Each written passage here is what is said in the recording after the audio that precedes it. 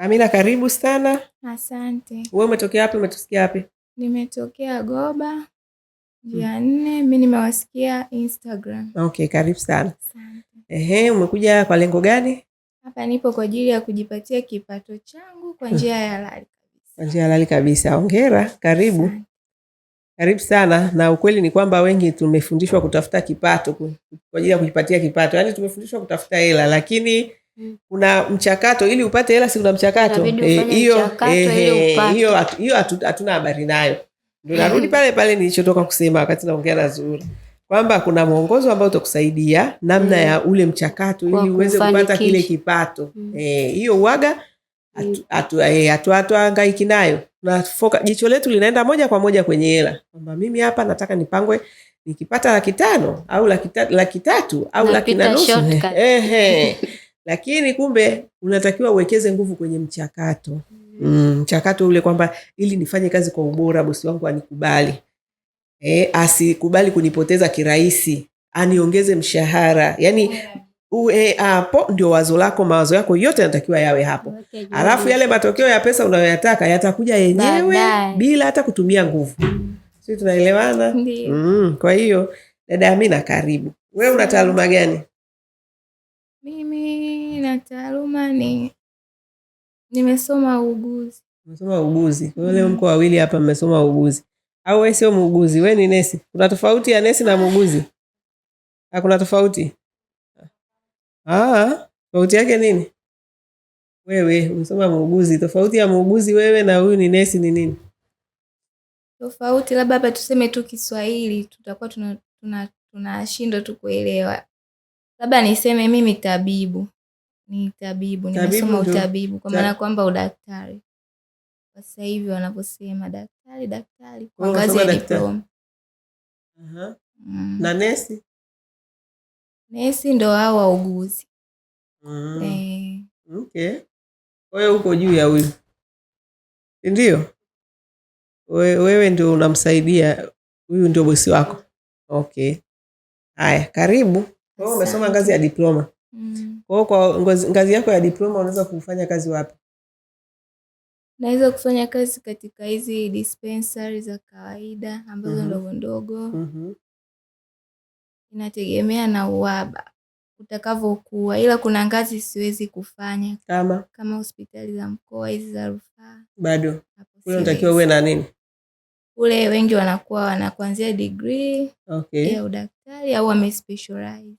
Na kitu kimoja kama anadili na watoto tu, wanawake ndo wanakaa kwenye hizo ngazi. Kwa hiyo una mpango gani? Umeishia diploma ndio mwisho au umekwama ada au ni nini? Kwani umeishia diploma tu ndio ulichokuwa unataka? Yaani kuhusu kusema kwa maisha ya siku hizi yanavyoenda, kwamba kusoma tu elimu muda wote, hapana. Kwa kweli na malengo ya kuendelea. Una malengo ya kuendelea? Sasa hivi una malengo gani? Kwa sasa hivi malengo yangu, mimi napenda kwanza sana uwekezaji. Napenda uwekezaji. Ukisema uwekezaji unamaanisha nini?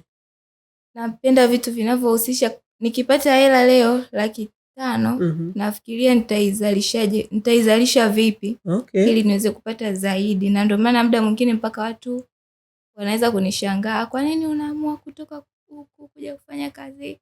Kwa sababu mimi malengo yangu ni tofauti na wao. Wengine wanaangalia labda kazi, nikifanya kazi. Ila ni tofauti kwangu. Kama nilivyosema, mimi napenda uwekezaji. Kwa hiyo ukiacha hivyo, naweza hata nikasema labda nisifanye kazi hii, lakini nikatoka hapo kanikuta pia nipo saluni. Ni mazingira pia ambayo mwingine bado atashangaa hata nikienda wapi, kwa sababu kwa hiyo unachoangalia kwa sasa ni fursa. Nitakayopata inafanya uwekezaji wangu. Jana nilikuwa na 50,000, leo nimeisogeza kidogo, ipo 100,000, namshukuru Mungu. Kwa sasa uko wapi katika hatua za uwekezaji? Umesogea mpaka wapi? Ndio hivi tunaendelea kusogea. Wapi sasa? Bana sogea Tegeta Center. Sasa hivi niko hapa, naona uwekezaji wangu utaenda vizuri. Utaenda vizuri. Kwanza kitu cha kwanza kilichonifanya nije hapa, mimi kusema kweli, madam, nilikuwa nakufuatilia sana. Kuna kipindi kinaitwa Sweet Dada, Wanawake live. Kule wanakuwepo wanawake, wanakuwepo wanaongea mambo mbalimbali. Nikahisi kama nishawahi kuona sijui kule, lakini sasa nafikiri nimewahi kuhojiwa. Na kwenye wanawake live ni kipindi changu, lakini hiyo Dadas niliitwa kama mgeni. Kwa hiyo kote inawezekana umeniona. Aidha umeniona wanawake live au umeniona kwenye hiyo Dadas, yote ni sawa. Sababu nishawahi kuitwa kama mgeni. Basi hivyo vipindi mimi huaga tunaangaliaga na mama tunafuatilia, kwa hiyo nikaga na kuona sana huko. Kwa hiyo hata kufika mahali hapa sikusita, kwa sababu nipo kwenye sosi ambayo naiamini. Binafsi yani nina amani kwa hapa. Okay, kwamba amani yako inatokana na nini? Kwa nilivyoangalia vile vipindi nikavielewa, ni miongoni mwa wanawake wachache ninao wafahamu ambao labda wanaweza wakawa wanapigania haki za wanawake. Kwa hiyo ndio inakupa amani? Napata amani. Yani najua nikiwa hapa vitu vingi nitafundishwa, utanielekeza. Yani ni mtu ambaye una motivate sana. Mtu akiwa anakuangalia anaona kuna kitu anajifunza. Mimi ni muda nilikuwa naangalia hivyo vipindi, lakini kuhusu hili tangazo nilipita tu nikashika sehemu nikaona nafasi, baadaye kuja kuangalia jina, mbona kama nishai kumuona, nimemuona wapi, nafuatilia. Sio kila mahali unaweza ukaenda ukasema mimi naomba nisaidie katika hiki na hiki na shida ya kazi. Wengine wanaweza ukapata kazi lakini kwa njia ambazo hazistahili, maana sasa hivi maisha yameharibika. Kwa hiyo inabidi, kwani unalazimishwa? Si unaenda ukikuta kuna njia ambazo sio sahihi unarudi. Huwezi kubaki tu nyumbani unaogopa kutoka kufuatilia fursa. Kuna wengine wanakuja Wadada Center hawajawahi kuniona, hawajawahi kuona wanawake live, hawajawahi kuona wadada sijui nini popote, lakini amepata ujasiri. Tena wengine wanatoka hadi mikoa ya mbali. Kwa hiyo kwenye kutafuta fursa usiogope. Ya muhimu ni kwamba ukienda ukakutana na fursa ambayo unaona haiendani na misingi yako, kama ni mtu unaifuata misingi labda ya kimungu, unaona labda ni vitu ambavyo labda unatakiwa unaambiwa kazi hii, kumbe ukienda kule ni kazi nyingine, unarudi, una haki ya kukataa. Mimi nilikuja nikilijua kazi nyingine, lakini naona hii kazi kwangu mimi hainifai. Kwa hiyo nasema hivyo kwa faida ya wengine ambao watasema tu mpaka amuone mtu anayemwamini anayemjua ndio aende. Hapana, ndio kwenye mitandao sio watu wote wa kweli, lakini usiogope kuchangamkia fursa. Nenda, muombe Mungu akutangulie. Utakapofika ukiangalia fursa kama inaeleweka unaingia, kama haieleweki unaachana nayo. Sababu huwezi kufanikiwa kwa kukaa tu nyumbani. Na unapotoka ndo unapofanikiwa. Kabisa. Sawa leo tuna mchanganyiko, naona Waislamu huku unapendaga kuchukua stori za kwenye Biblia. Ibrahim Mungu alimwambia nenda, hakujua anaambiwa aende wapi. Unaweza ukaiona fursa, kumbe ndio Mungu anafungua milango yako, si ndio? Nenda huko mbele kwa mbele utajua kama fursa ni ipo, ni ya kweli, sio ya kweli. Kama sio ya kweli basi utaendelea na mihangaiko, lakini tunaambiwa tutafute, ndio tubishe hodi. Kwa hiyo usiache kutafuta wala kuomba wala kubisha hodi. Haya, karibu sana Amina. Asante. Sawa, sasa kwetu hapa naona kuna wauguzi na daktari. Si ndio? Mimi nachotaka tu kuwatahadharisha, sisi hapa hatutembelei vyeti ndugu zangu. Vyeti vinatakiwa viongeze tija kwenye kazi hii. Yaani ukienda kuifanya wewe ambaye una cheti na yule ambaye hana cheti, wewe mwenye cheti kazi yako inyooke kama rula. Lakini kama ni cheti chako kitakufanya wewe bosi wako akuogope kukutuma kwa sababu una cheti, si ndio? Au ufanye umletee ujeuri kwa kiburi cha cheti, hapo utakuwa umefeli vibaya mno. Cheti kitakuwa ni sifuri, mimi nasema ni takataka. Yaani cheti chako kitakuwa ni cha kutupa jalalani, hakifai. Kama kitakupa kiburi cha elimu, unasema mimi kazi siwezi kufanya.